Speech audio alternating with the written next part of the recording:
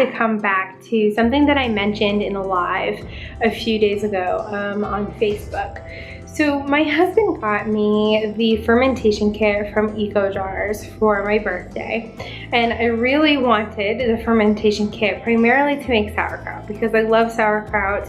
I grew up eating sauerkraut, and I just really love the benefits that you get for your gut health and for your body, and it just tastes delicious from eating sauerkraut. So I wanted to walk you through one of the recipes that the company that makes the fermentation kit, Ecojarz, has in their beginner kit for using the fermentation kit. My friend, one of my very dear friends, got me this beautiful basket filled with fresh vegetables from the farmer market for my birthday. So part of that basket were these delicious beets, and they are like some healthy size, delicious looking beets. So I'm going to use those today to follow the Ecojarz recipe for lacto-fermented beets. This is the kit. I've gone through this before, but I just want to revisit. This is what the kit looks like. It's really small. Everything that you need is in here, and they have a pamphlet included that you can follow the recipe in for the lacto-fermented beets. Now, I am cutting the recipe in half. You are supposed to use a quart-sized jar. I only have pint-sized jars, but you're also supposed to use 6 beets. So I'm gonna use 3 beets and a pint-sized jar and go through the process of making the lacto-fermented beets. It should be really quick and super easy, aside from the 1 to 4 weeks that you have to wait for them to ferment. So let's get started. First thing that we need to do is wash the beets. So I'm gonna run these over to the sink really quick. Give these a wash. Good. So now we are going to discard the stem and the root. Now you will notice that I have 2 cutting boards. One of them is a cheap white one from IKEA. The other is a cutting board that my best friend's dad made. So I don't want to get my beet juice all over that. So we're gonna peel these, and I'm just gonna do this really quick with a knife. You can use a peeler, you can use a paring knife. This is just how I'm doing it. It's just as good of a job as if I were to use a paring knife.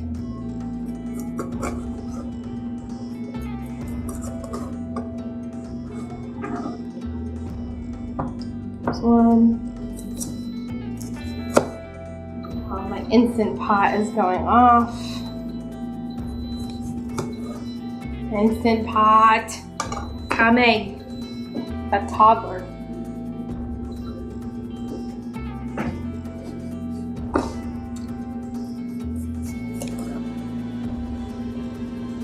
Every time I hear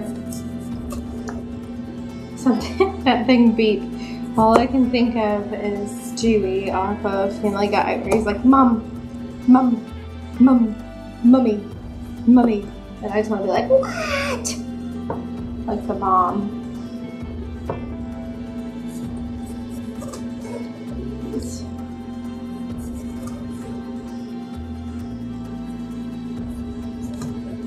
I'm sure there are much more efficient ways to peel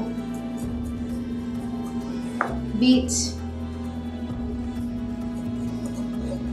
This is what's happening today. Beautiful, look at that. That didn't take very long. Now I can cut this into strips, or I can cut this into half-inch cubes. So I'm gonna go ahead and do half-inch cubes because I'm thinking that I'm gonna put these on salads.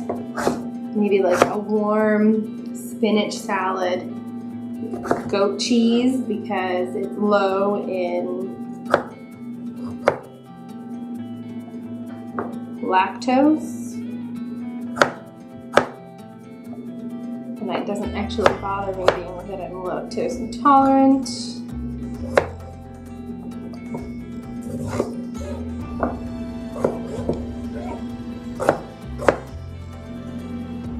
I'm just guessing on my size here. I always like to keep, and this is like a basic thing that you'll learn on any cooking show that you watch, if you are so inclined to watch cooking shows. But I really like to make sure that I'm somewhat consistent with the size of the cubes, or whatever it is that I'm cutting. All right, so now we've got a cube style beets. Hello, Pita Bits. You cannot see her, but she is here. I'm going to, and please beware that I have washed and made sure that my jar was very clean, like you always should. But I am going to transfer my beets to this jar.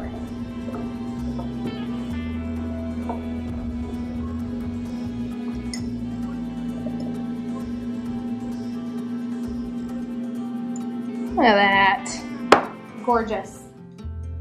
Okay, so we're gonna tear into our Ecojarz kit.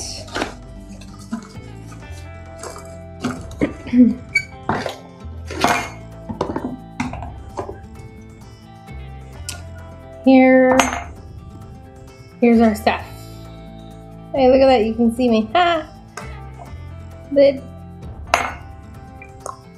this guy. We are going to take our brine of salt water, that's sea salt, fresh filtered water, and we are going to pour it over the beets. Now we are going to put on our Ecojarz fermentation lid.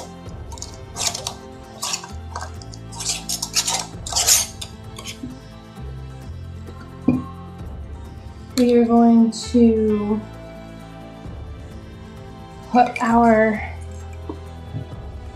airlock into the grommet so that it is snug. We are going to remove the airlock cap.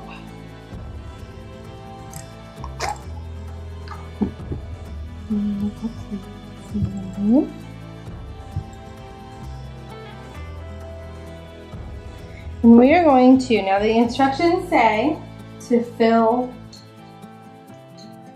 the airlock cap with water to the fill line, which is right here. I have a friend that owns a brewery. He said that when they make their sour beers, that they actually use vodka. So that is what I am going to use to the fill line. And I'm going to place my lid back on there. Now we are going to let this sit for 1 to 4 weeks.